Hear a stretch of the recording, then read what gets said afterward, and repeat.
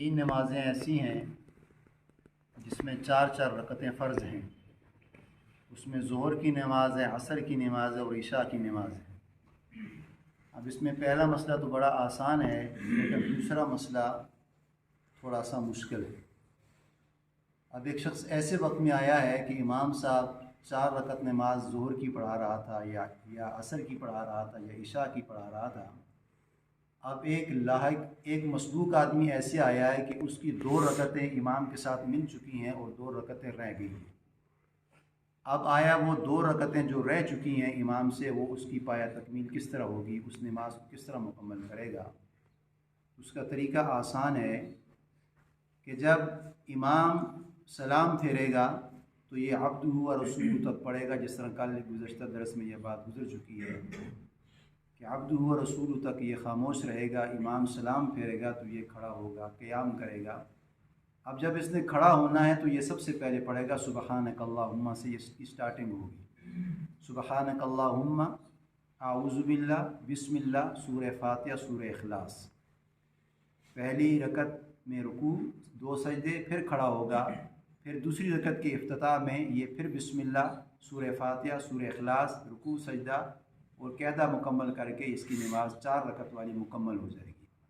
یہ وہ مسئلہ ہے کہ ظہر کی نماز، عصر کی نماز اور عشاء کی نماز، جس کی 2 رکعتیں رہ چکی ہیں، تو جو یہ 2 رکعتیں اپنی پڑھے گا، یہ سبحانک اللہ، اعوذ باللہ، بسم اللہ، سورہ فاتحہ، سورہ اخلاص، پہلی رکعت بھی بھری ہوئی پڑھے گا اور دوسری رکعت بھی یہ بھری ہوئی پڑھے گا اور یہ پھر سلام پھیر دے گا. اس کی نماز یہ مکمل ہو جائے گی. اب یہ دوسرا مسئلہ ہے، ایک شخص ہے، اس کی 3 رکعتیں رہ چکی ہیں اور 1 رکعت امام کے ساتھ ملی ہے، اور یہ بھی وہی مسئلہ ہے، ظہر کی نماز پڑھ رہا ہے یا عصر کی پڑھ رہا ہے یا عشاء کی نماز پڑھ رہا ہے. یعنی امام سے 3 رکعتیں اس کی چھوٹ چکی ہیں، اس نے 1 رکعت پڑھی ہے امام کے ساتھ. اب یہ باقی 3 رکعتوں کو کس طرح امام کے علاوہ مکمل کرے گا؟ اس کا طریقہ یہ ہے کہ امام کے ساتھ اس نے آخری رکعت میں ملا ہے، 3 رکعتیں اس کی رہ چکی ہیں، تو امام کے ساتھ یہ عبدہ و رسولہ تک پڑھے گا. عبدہ و رسولہ پڑھنے کے بعد جب امام اسلام پھیرے گا تو یہ اللہ اکبر کہہ کے قیام کرے گا، کھڑا ہو جائے گا. جب یہ کھڑا ہوگا تو اس نے سب سے پہلے پڑھنا ہے سبحانک اللہم، پھر اعوذ باللہ، بسم اللہ الرحمن الرحیم، سورہ فاتحہ، اور جو صورت اس کو بآسانی یاد ہوگی وہ صورت پڑھے گا. صورت پڑھنے کے بعد یہ رکوع کرے گا، رکوع کے بعد 2 سجدے کرے گا، سجدے کرنے کے بعد یہ قاعدہ کرے گا. بعض لوگ اس میں خلجان کا شکار ہوتے ہیں کہ وہ کھڑے ہو جاتے ہیں. اس میں کھڑا نہیں ہونا، بلکہ ترتیب یہ ہے کہ جو 4 رکعت نماز فرض ہے، ہر پہلی رکعت کے بعد دوسری رکعت میں بیٹھنا اس کے لیے ضروری ہے. تو امام کے ساتھ جو پہلی ہوئی ہے، اب اس نے دوسری پڑھنی ہے تو دوسری میں یہ قاعدہ کرے گا.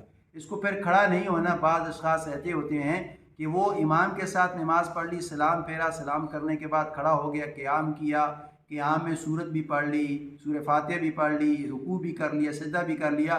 اب سجدہ کرنے کے بعد جو مسئلہ یہ کہ اس نے بیٹھنا قاعدہ کرنا ہے، لیکن یہ بیٹھتے نہیں، کھڑے ہو جاتے ہیں.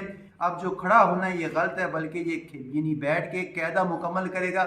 یعنی عبدہ و رسولہ تک سبق پڑھے گا. سبق پڑھنے کے بعد یہ پھر کھڑا ہوگا اور اس نے جب تیسری رکعت کے لیے کھڑا ہونا ہے، اس میں بسم اللہ الرحمن الرحیم، اعوذ باللہ، بسم اللہ، سورہ فاتحہ، سورہ اخلاص، پھر اس نے رکوع کرنا ہے، سجدہ کرنا ہے. اب رکوع سجدہ کرنے کے بعد یہ پھر تیسری رکعت کے لیے کھڑا ہو جائے گا. اب جب چوتھی رکعت کے لیے ہوگا تو اس نے سورہ فاتحہ پڑھنی ہے.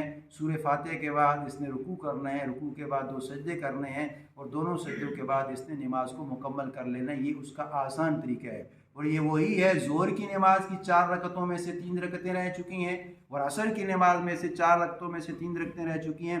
عشاء کی نماز میں سے 4 رکعتوں میں سے 3 رکعتیں رہ چکی ہیں. اب یہ باقی ماندہ رکعتوں کو مقتدی حضرات اس طرح ادا کریں گے کہ پہلی رکعت میں سورہ فاتحہ بھی ہے، سورہ اخلاص بھی ہے، پھر رکوع بھی ہے، سجدہ بھی ہے. سجدہ کرنے کے بعد یہ قیام نہیں کرے گا، بلکہ سجدہ کرنے کے بعد یہ قاعدے میں بیٹھے گا، عبدہ و رسولہ تک پڑھ کے یہ پھر اگلی رکعت کے لیے کھڑا ہوگا. اللہ سے دعا ہے کہ اللہ تعالی ہمیں ادائیگی نصیب کرے.